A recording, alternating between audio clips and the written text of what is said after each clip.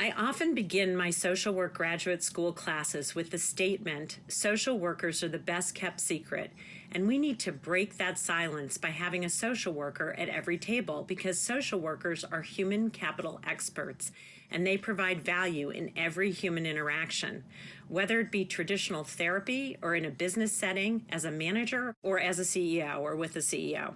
Social workers innately and are trained to use both empathy and practical skills in helping individual, group, and organizational clients recognize best practices to solving challenges. And I just want to point out that our newly elected President Joe Biden has named Andrea Palm, a social worker, as the Deputy Secretary of the U.S. Department of Health and Human Services. Welcome to Small and Gutsy, a podcast featuring interviews with nonprofit and social impact organizations under $10 million. My name is Laura Witkoff, and I'm excited and proud to be your host. My hope is that you love the stories as much as we do, and perhaps you will find needed services, a job, volunteer, or donate. Feel free to pass along any valuable information you hear today to others, and remember to send me the name of any organization you'd like featured at reachus@theintrinsicgroup.com. Luckily for me, there is this amazing network of social work practitioners that has been breaking the silence for 36 years. The Network for Social Work Management is an international organization focused on strengthening and advancing social work management within health and human services. It's a membership organization for social workers and human services professionals working at all levels of management across a broad and diverse range of organizations. The Network for Social Work Management offers a platform to communicate, collaborate, and encourage its members to grow within their professional careers. And it's free. I am so very excited to introduce my colleague, fellow doctorate in social work, and the Chief Executive Officer of the Network for Social Work Management, Dr. Lakia Cherry. So let's get started. Welcome, Dr. Cherry, and I'd love for you to share your passion about the Network for Social Work Management and your deep connection and commitment and what led to your involvement. Thank you, Dr. Witkoff. I really appreciate the invitation. Well, in your introduction, you mentioned the importance of social workers having a seat at the table. And I think that is where my interest lies. As a social worker, I previously thought that we could only be clinical practitioners.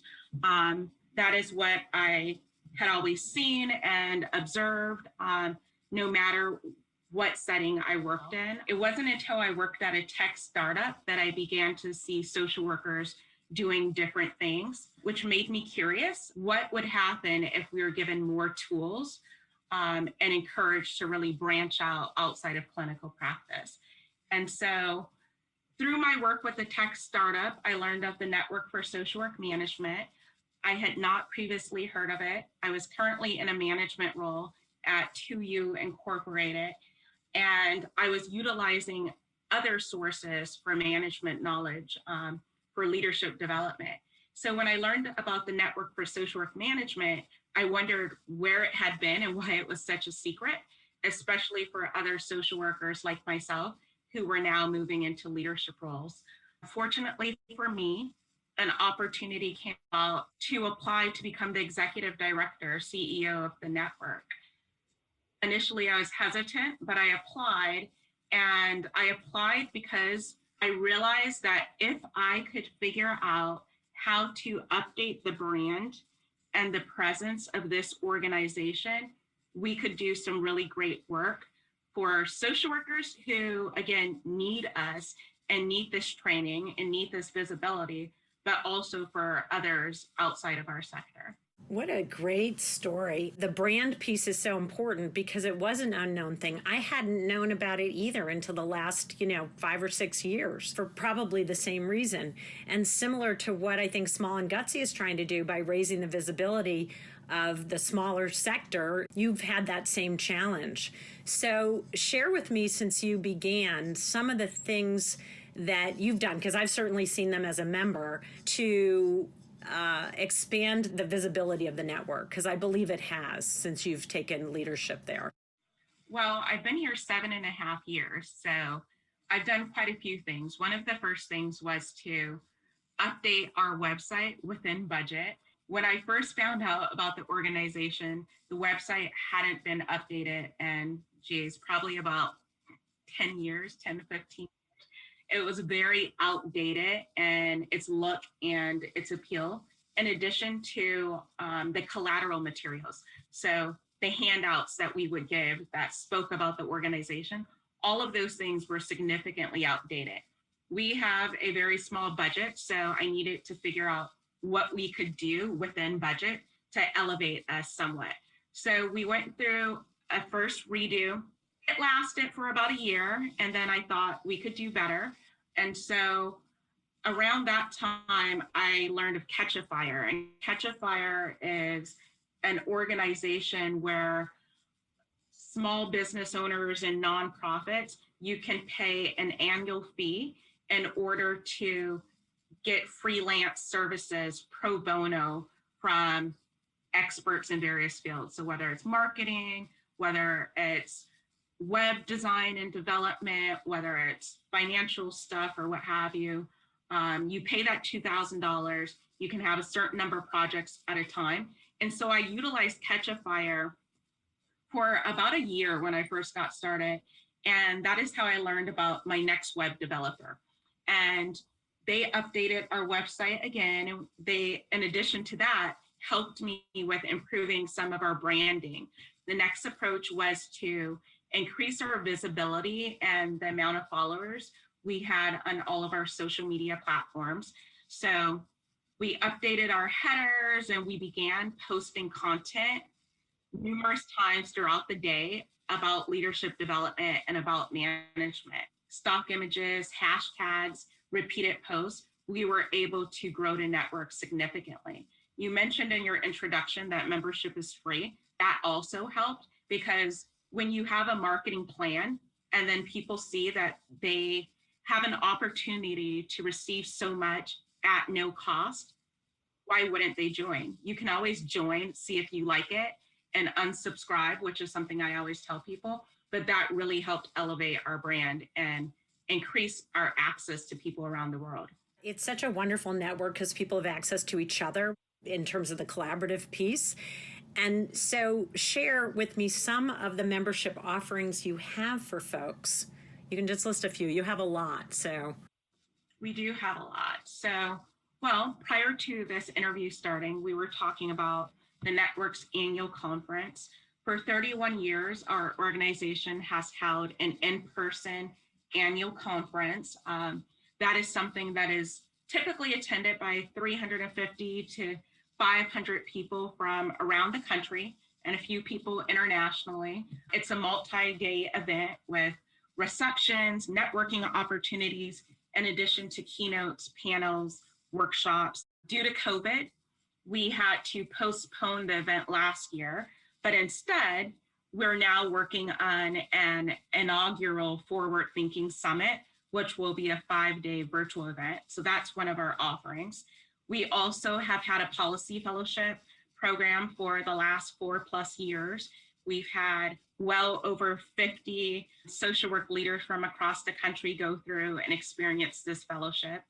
Last year, we also had a program called Change Makers of Color, which was connected to my doctoral research and my passion to address the racial leadership gap within the nonprofit sector. That was funded by the California Endowment, and it was an effort to provide marginalized leaders within the sector access to coaching, mentoring, training, in addition to social support as a way to increase their social capital, while also involving white leaders in the field who are committed to racial equity. So that is an integral part of our network and who we are moving forward. Will you be able to continue that? Because it sounds like that was launching from your doctoral work that could become a mainstay, because I think it's so needed, and I would love to see that program continue. We want it to continue. I actually just had a board retreat recently, and we updated our mission and vision, which I'll share. It's not public yet, but if you'd like to hear it. It will be when we launch. So yes, please do. Racial equity is now going to be part of the mission of the network moving forward, addressing this racial leadership gap, and to do so just a very intentional way and manner. One of the challenges with Changemakers of Color is we have a lot of interest, but we have no funding. And so I mentioned that the pilot was funded by the California Endowment, but despite us having a pilot that was successful with data, no matter how many grants we apply for, I think oftentimes funders, they're hesitant to fund small organizations with limited staff and limited budgets, regardless of what they are capable of doing. And so right now I'm fundraising. I have a Changemakers of Color fund. My goal is to at least raise $25,000. I haven't raised $5,000 just yet, but I'm still hopeful and committed because I do know that there's a need for this. And many of our marginalized members from across the country have expressed interest in participating in this program again once it's available. So let's dedicate this podcast to Changemakers of Color and to your fundraising efforts, because your network is large. And so if we can get everybody on board to say this is absolutely worth preserving and continuing, that's going to be my message in this podcast. I think it's great. Thank you. I appreciate that. Thank you. Fundraising is difficult as a small organization, but we're committed to figuring it out. One of my fallback plans is a lot of organizations express their desire to become more intimately involved with diversity, equity, and inclusion, and to do so in a way that's not solely performative. So if there are leaders of organizations who are committed to this work, then perhaps they might be willing to fund some of their employees to go through this program. And that would be another approach to generating revenue that would support our various costs. That would be great. And I assume that some of the other offerings you have are at a nominal cost. The conference and the Forward Thinking Summit, those are product lines that typically cost money. The Policy Fellows program is grant funded. The New York Community Trust has supported this program for the last few years. But we also have programs such as the International Mentoring Program. That is something we previously offered free, but the cost and time and labor and everything else led us to kind of fall back a little bit. But our hope is to eventually figure out how we're going to fund that to bring that international mentoring program back.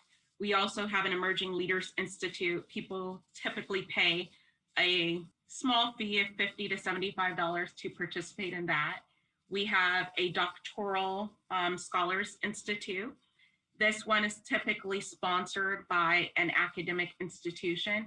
And so with everything that we offer, if it's not free, we still try to keep our pricing equitable and ensure that most people can access what we're offering. It's such an opportunity for people to join, get a feel for it, network, collaborate, find opportunities for themselves, offer opportunities to others. And so to maintain that, these programs and your fundraising has to be at the forefront. Exactly. And the network used to be a membership association, but it is no longer. Prior to me being hired, my board felt that the membership cost just wasn't generating enough revenue to really sustain the organization, but the organization wasn't as inclusive as it could be when it was charging dues. So it wasn't until they eliminated those costs that we were able to have a reach of 10 to 15,000 plus people around the world, because paying dues can be a barrier, but then also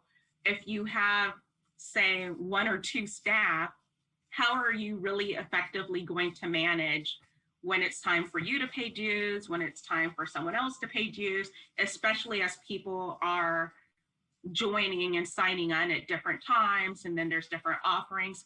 We moved from a 501c6 to solely a 501c3, but with that, becoming known in the space as a nonprofit, becoming known to funders, many of our members, again, I still say members, many people who affiliate with us still see us as a membership association because we've existed for over 30 years and we love it. You are a member of our organization, but we are a 501c3.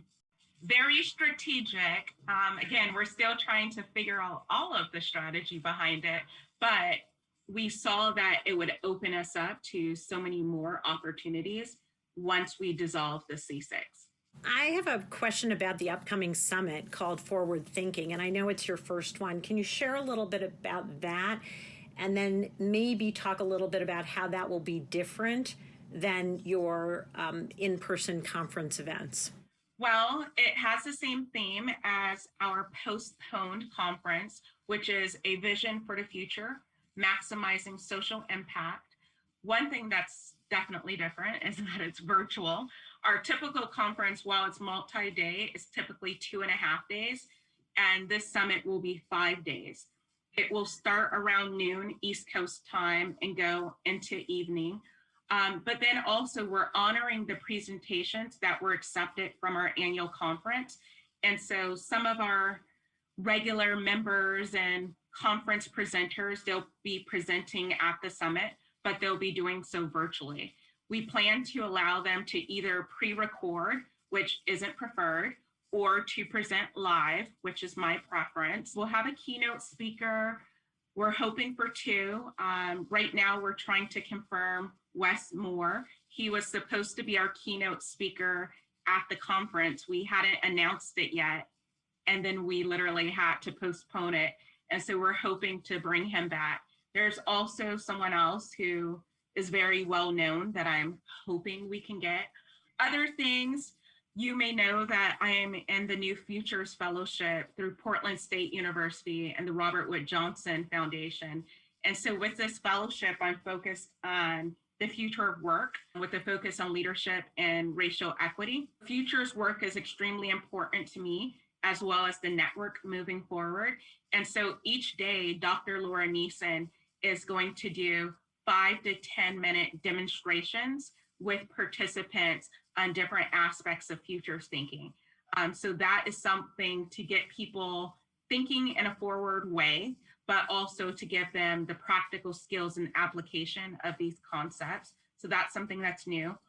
I love that. And it sounds like you'll keep a summit concept going in the future and using that as a format of something every day to create both engagement, but helping people apply a new strategy is a great opportunity.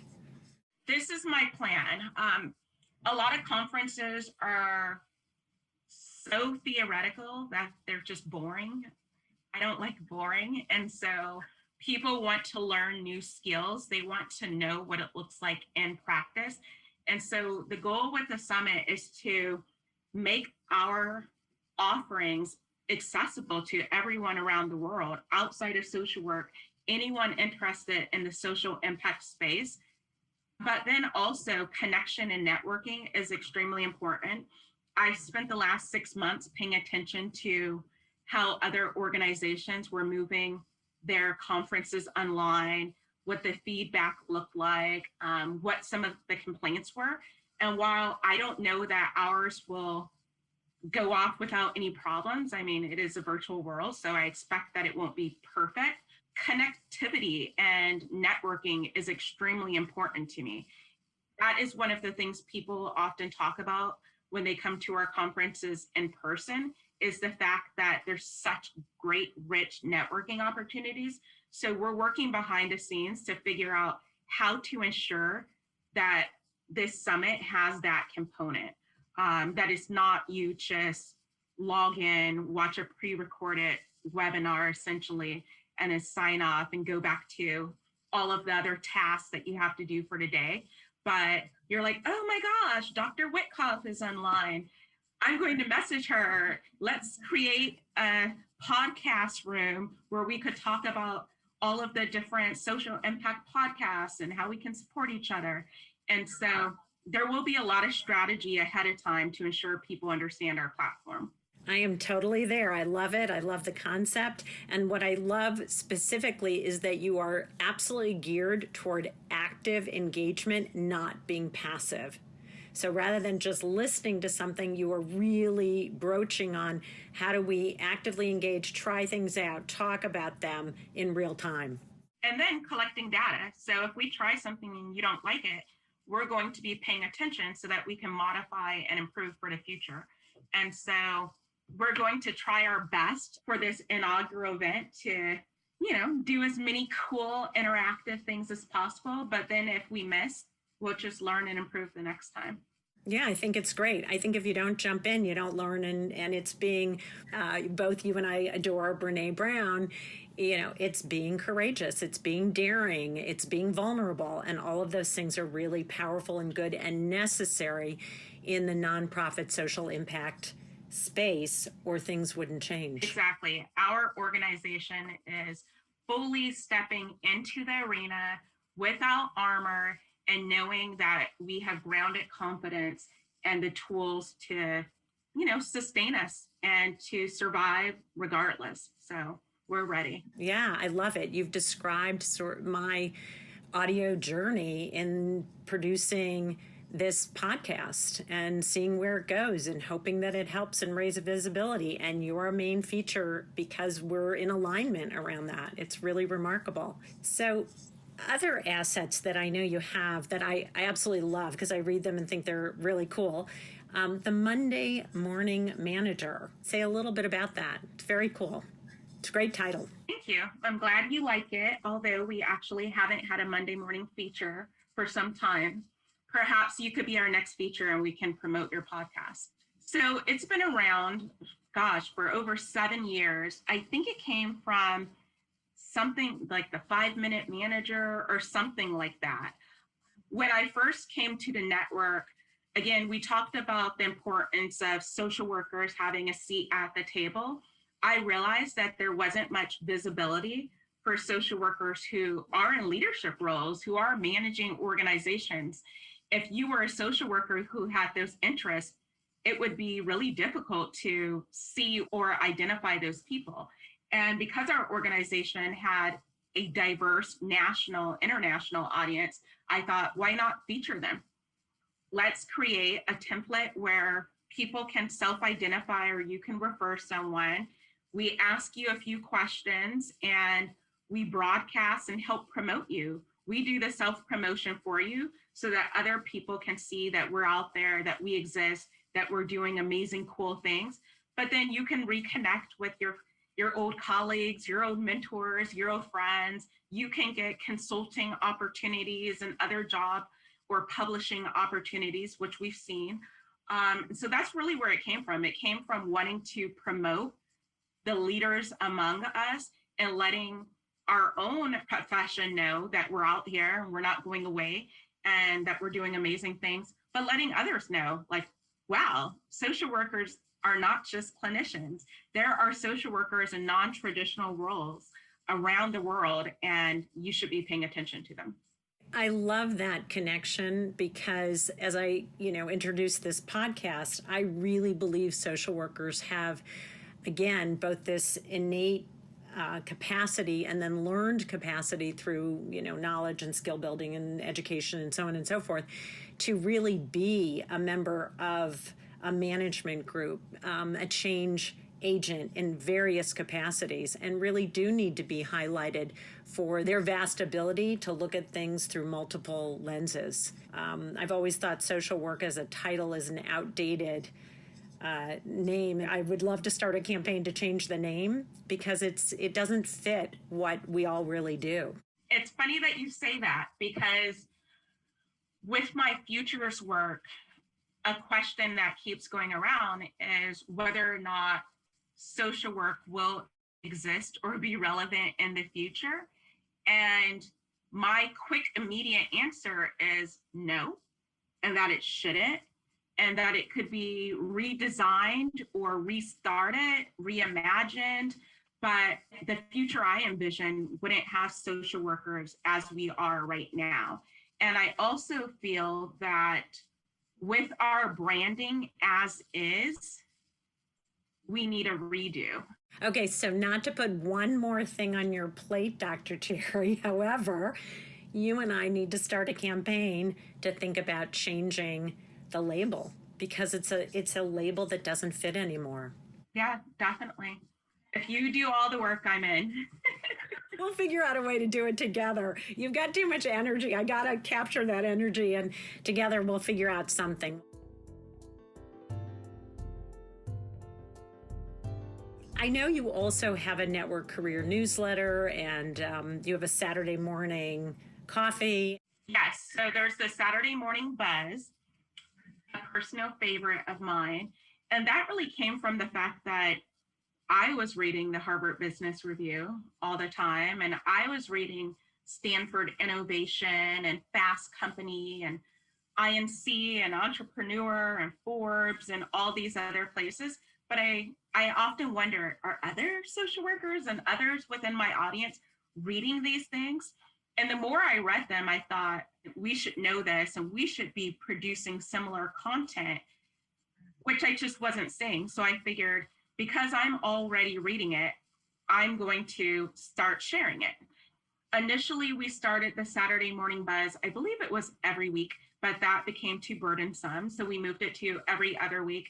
And we figure in the morning, people drink their coffee. I know I have a couple cups of coffee.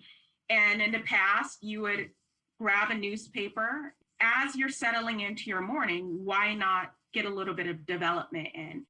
The gist behind Saturday Morning Buzz, it was sharing top articles around leadership development and management of the past 2 weeks with our audience, while also at the bottom highlighting an upcoming event or news. For example, we have a new board member with the network.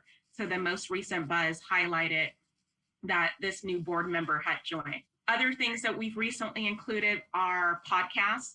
And so at the bottom to the right, we'll include a few podcasts, and then TED Talks, because who doesn't love a good TED Talk? And then the Wednesday Network, our audience is diverse in terms of its composition. So we're primarily practitioners, but we have students, we have consultants, we have emerging leaders, we have middle managers, we have executives, we have academics, we have deans, then we have the non-social workers, the people who found us and just love us. We have a little bit of everything and everybody. And so the goal with the Wednesday Network, this newsletter comes out the first Wednesday of every month. If you're hiring and you're interested in a macro social worker, then we were going to promote you in the Wednesday Network. And we would give you tips and recommendations for hiring your next candidate. If you're in the market and you're looking for your next job, interviewing tips, resume tips. So it's a little bit of everything, but it's very career focused. We also have a job bank. It was a secret way to promote our job bank, so we can generate some passive revenue as well. You really have something for every member, which is quite remarkable. So as you may know, in my podcast, we always have a round of quick, gutsy questions. So are you ready to go to that quick, gutsy round? No. You're so cute. You have to be daring and courageous, okay? Okay. Dr. Whitcoff, I'm ready. It won't be too scary, I promise.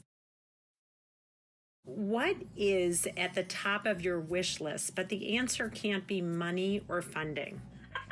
As soon as you started asking the question, I thought money. Before you said it can't be money or funding. I would say this is very broad, but I would say support. And so you know me and you know our organization. We do a lot, but it's literally two people. It's myself, my admin, and then I have a pretty decent sized board of directors. But we could do more if more members were interested in partnering with us and collaborating with us to offer more.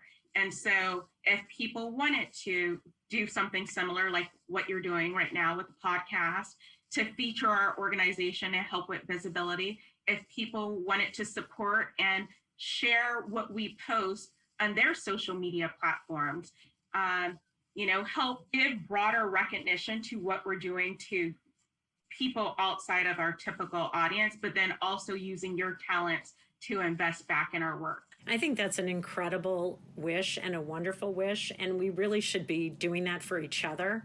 And so I love that because you're setting a standard of practice. And when you find something good, you want to repost it, share it. And so the Network for Social Work Management is that type of organization that should be shared in every platform. So I'm going to do it on ours, obviously, and I'm hoping that that wish will reach other people's ears and they'll do it as well. That's great. I really appreciate that. One thing I have noticed, which is somewhat strange to me, especially for an organization that is free to join, many people don't share it. It's almost like it's their secret club or their thing. So I always tell our members, are you telling your students? Are you telling your friends and your colleagues within this field about our organization? Or are you keeping it as your own private thing? And if so, why? The more the merrier. It's interesting because I encourage every student of mine to join. And it's an opportunity for them. And students are welcome and they're encouraged and they're engaged. And it's sometimes one of their early opportunities to be in a professional network. I appreciate you doing your part to further our brand. You are more than welcome. It's completely my pleasure. Next gutsy question. If you were to think of a song that describes the network, what would it be? This is a hard one. But it's a fun one. Is it? We'll make it fun. You can even sing if you want to. Some people have. Oh, no way. I love music, but I know I can't sing. Same here, sadly. Let's go with Andra Day, Rise. Beautiful. I love that song. Like, you hear that song, and if you don't get goosebumps, who are you? What makes your organization gutsy, or how is the network gutsy? Because I'm in the arena, I'm just going to go with my gut. Me. I'm the leader of the organization. So, yeah, it's me. Now I need for you to explain that a little further because it's so true. Even though it's a quick, gutsy question, you are gutsy. And I think you could think of a ton of examples of how your leadership has been gutsy. Just give us one. I am open to doing things that we've never done before. I'm also open to learning from other disciplines and bringing that information to our audience in a very accessible way. I believe in technology and utilizing it. I don't mind. I mean, sometimes it's a little challenging, but I don't mind taking risks and piloting and trying things. I tend to be very future facing. I'm pretty self-aware and I'm mindful of what people are saying about our profession, within our profession, external to our profession. And I lead being aware of what I would want if I wasn't in this role, but a member of this organization.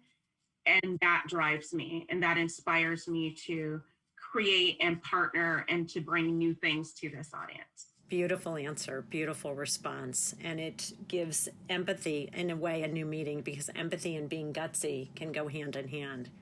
You can put yourself in a member's shoes and figure out, how can I push this forward in a gutsy way?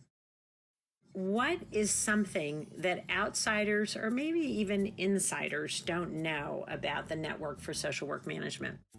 I've commented on this a few times.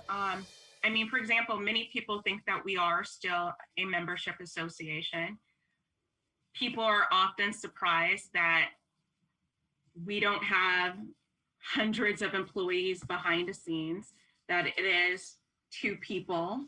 This is something that I'm working on, especially with our revised and improved mission and vision. Because it is free, oftentimes people will join not fully understanding who we are and what we do. And I want that to be a lot more clear moving forward, because there is a place for everyone, but you have to know what that place is. Like, I don't want people just joining to get more emails. And so I don't know if that fully answered your question, but there's a lot of things that people don't know. People don't know that we have an academic journal, for example. That's a good point. Mm-hmm. We have a journal, yeah.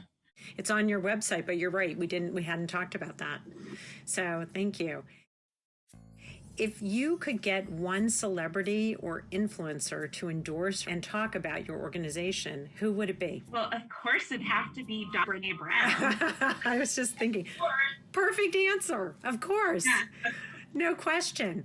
And then she'll come and speak and do a workshop. Yes, we're going to hashtag her on this one. Hashtag workshops, plural. Yes, for sure.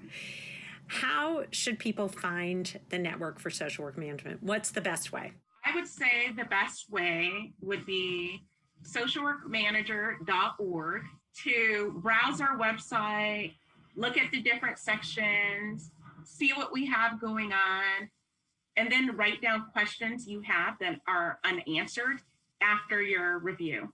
If upon looking at our website, you're still unclear, email us at info@socialworkmanager.org, and I'd be willing to schedule time to chat about what we do and why. Perfect. That's great. Any other last comments or thoughts that you'd like to share before we close out? Yes, actually, I want to share our revised vision and mission. Fabulous. Go for it. Please Okay. do. So the new vision of the network, again, this hasn't been publicly announced yet. We're still doing work behind the scenes, but it's we envision a just and inclusive society co-created by diverse leaders using a racial equity framework to advance social good. So that is the vision. I love that. And then the mission, we strengthen and mobilize diverse social impact leaders through education, leadership development, networking, and community building. I love it. And we've just come up with, or you and your fantastic board and stakeholders have come up with the perfect name for future social workers, which is embedded in your mission statement. Do you want to repeat that? Social impact. We strengthen and mobilize diverse social impact leaders through education, leadership development, networking, and community building. It's beautiful. So social impact leaders. So now we have a new masters we have to put forward. And when we create this campaign, thank you. That is remarkable. Dr. Cherry, thank you for being my interviewee and representing the network and leading it so effectively and being gutsy and out there with all that you do to support current social workers and future social impact leaders. Thank you, Dr. Wetkoff. I, again, appreciate the invitation, and I love the important work that you're doing. I want to thank the Network for Social Work Management and Dr. Lakia Cherry again for talking with me today and sharing her vision and her new, actually, vision and mission, which is not public, but we get it first, which is amazing. And as I said earlier, I'd like to dedicate this podcast to the change makers of color and to really promote them and foster any donations that go to the network earmarked for that purpose to sustain that amazing new program. Our blog of these small and gutsy nonprofits and small social impact organizations can be found in the organizational stories section of the Intrinsic Group website so that we can continue to link clients, volunteers, future employees, and donors to this small but very mighty network. Of course, we can't take responsibility outside of our own vetting of the organizations we interview. So before you sign on to support or work for them, we encourage you to do your own due diligence and research them as well. We just want you to learn about the small and gutsy nonprofit and social impact organizational sector so they can spread their story and their very impactful work. I want to thank my partners in this endeavor, the Intrinsic Group, a management consulting firm specializing in guiding organizations to leverage talent and optimize processes, the volunteers, my co-producer and sound engineer and composer Pavel Franson, and my graphic designer Nate Addy. Please check out their bios on the Intrinsic website and all the folks, friends, and family who have guided and inspired me. And thank you for listening. So as you all know, we've started since our 10th episode to give shout outs to all of you who are giving a shout out to us. So here we go. Adam Edwards, congrats, Laura. You are an inspiration and you generously share that light with others. Thank you. Thank you, Adam. I really appreciate it. If you like this podcast, please share it with your friends, give us some stars, and write a review on wherever you listen to podcasts. And if you're interested in sponsoring Small and Gutsy to keep it going, please reach out to me at reachus@theintrinsicgroup.com. I'm Laura, and thanks for listening.